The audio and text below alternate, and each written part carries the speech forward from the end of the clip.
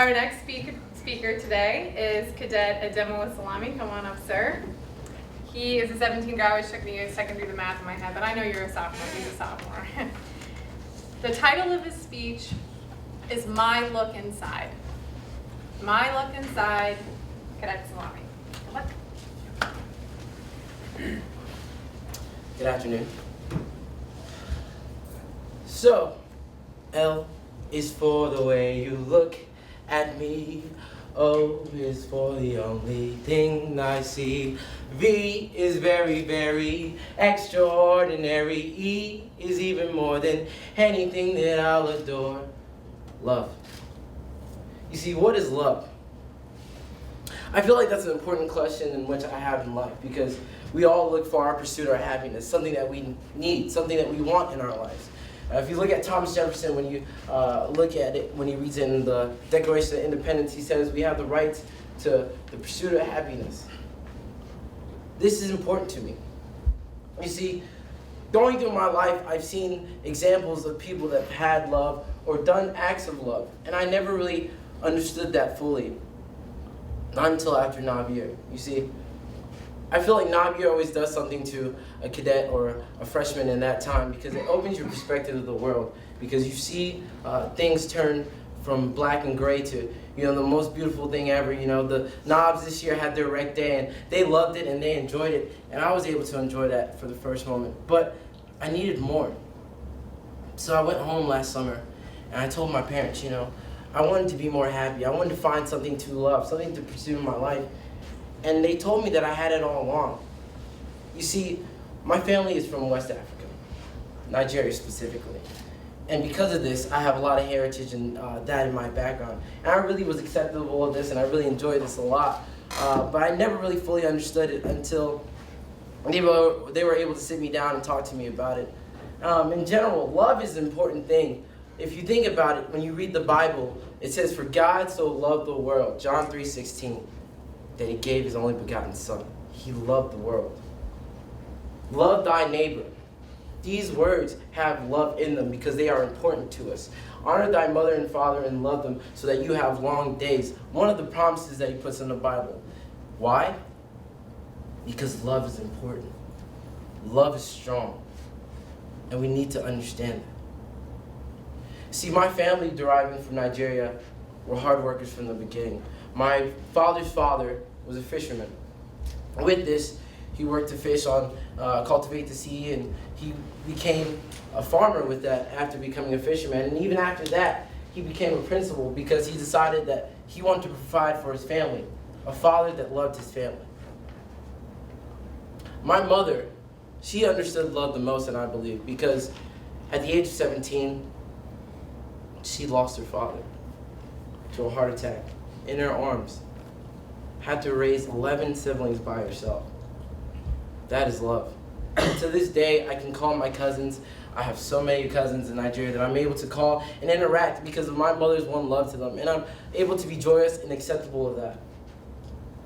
You see, in high school and middle school, whenever I was in this period, when I go back and look at high school, I was necessarily a geek. No one really talked to me. Had the glasses on. I had high suspenders a little bit, so I was kind of socially awkward. But with that in mind, I had things I loved to do. I loved playing sports. I loved playing soccer. And because of this, I was able to meet friends and talk to people. And it was a really great thing to see and experience. If we think of love, you think about these conditional thoughts in which you've had. Love can change those thoughts that you have. For example, when I was talking in high school, there was this certain girl that I had a crush on a little bit, and she loved to read Harry Potter books.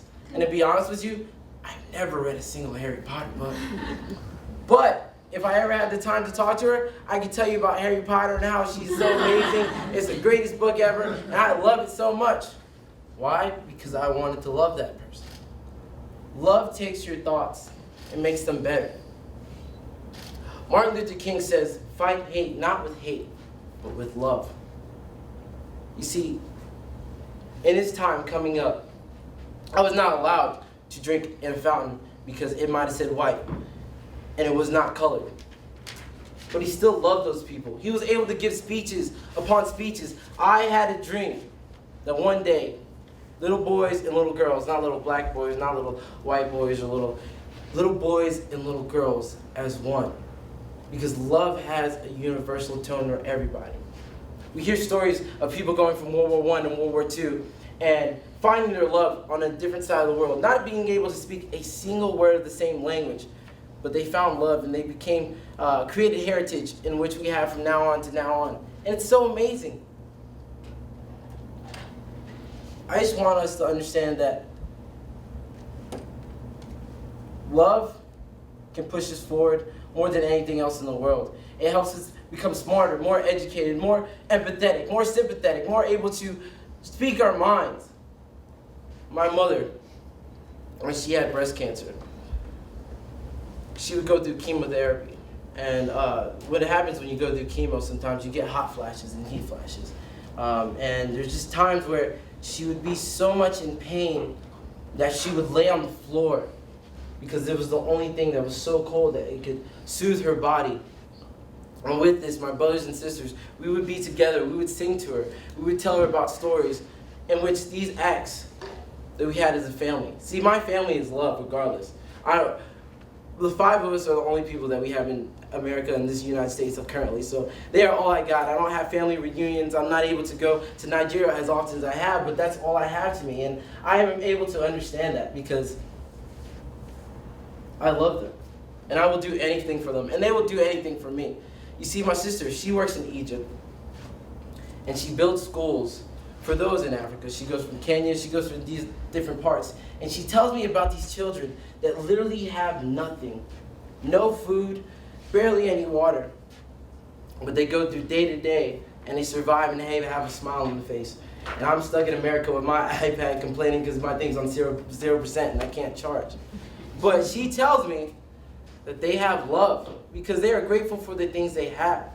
Love makes you humble. Love makes you educated. Because you have to take another perspective in life. If you want to be like faculty and staff, I know you guys have more sacrifice, more love than anything ever than you have for us at the Citadel. Colonel Fudge used to be our academic advisor for Lima Company, and I love her to this day. I know I say this every time, but I literally love her to this day because she took care of us as if we were her own. And we felt that, and we pushed hard because of that. You have to love one another, and you have to appreciate one another. Because at the end of the day, love is all we have. Love is the only answer. And I just want you to let you know, you should stop and smell the roses because love was made for me and you. Thank you.